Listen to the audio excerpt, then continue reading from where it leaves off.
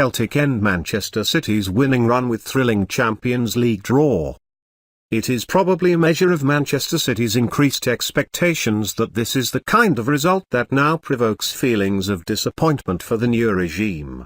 It is the first time Pep Guardiola's team have failed to win under his control.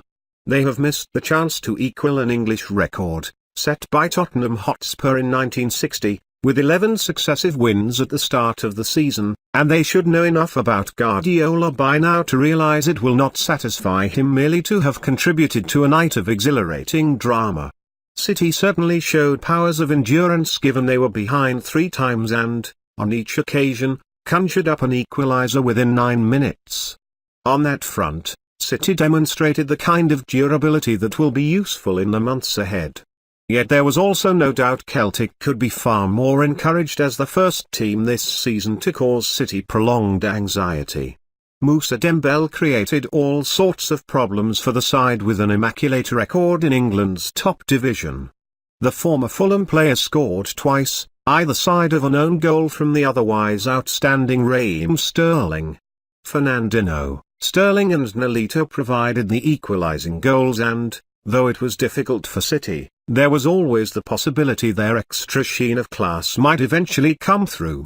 Brendan Rodgers clearly has work to do defensively, with 10 goals conceded in Celtic's first 2 Champions League matches, but they survived a late flurry of pressure and can be greatly encouraged to have halted City's long sequence of wins. It was a remarkable ovation at the final whistle underdin that made your bones vibrate.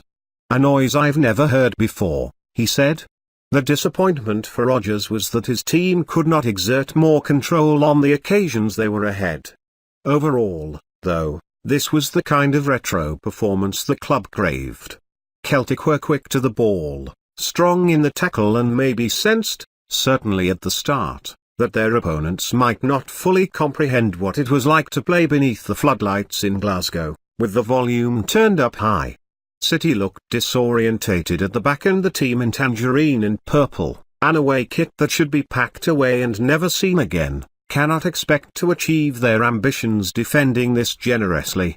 If they try it in their next 2 assignments, both against Barcelona, their position in Group C could be substantially weakened.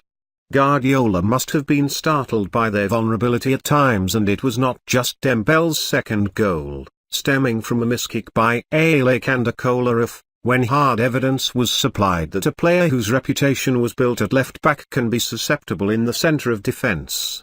Celtic were determined not to let their opponents have time to settle. Every time the ball was at Claudio Bravo's feet, at least 2 players advanced. Rodgers called it educated pressure. It was a lung-splitting effort and, after such a handsome run of victories, perhaps there was also a touch of complacency about the way City started. It certainly seemed that way during those fraught moments when the intensity of Celtic's play appeared to catch them by surprise. Celtic were ahead after barely 90 seconds from a neatly worked free kick, culminating in Eric Sviatchenko's header flicking off Dembele, possibly offside, inside the 6-yard box. It was the first time City had been behind this season. Fernandinho's equaliser came at a good time for City, intercepting Kolarov's wayward strike with a skillful piece of control before turning a left-footed shot past Craig Gordon, the Celtic goalkeeper. Yet there was never a prolonged period of the first half when City were obviously superior, and after 20 minutes of near unremitting drama Celtic went ahead for a second time when Sterling tried to intercept Kieran Tierney's cross, diving in only to divert the ball into his own net. Sterling made amends 8 minutes later with a stylish goal, running through the middle to control David Silva's pass and showing the composure to feint a left-footed shot before cutting back onto his right foot.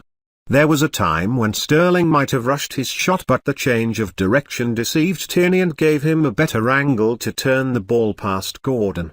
The goal originated from Silva dispossessing Scott Brown in midfield, and with both teams making life difficult for themselves, it made for a thrilling spectacle. Celtic took the lead for a third time in their first attack of the second half. Kolarov made a hash of trying to clear a left-wing cross, and it was a wonderful piece of improvisational skill from Dembele, flicking the ball off his knee, then hooking in an acrobatic volley. Dembele, in the words of Rodgers, bullied their back four. Again, Celtic's jubilation was short-lived. 9 minutes later, Sterling and Silva exchanged passes just outside the penalty area. Silva nudged the ball into Sergio Aguero's path, and when Gordon saved the striker's diagonal shot, the rebound came back to Nolito to slot in the sixth goal of the evening.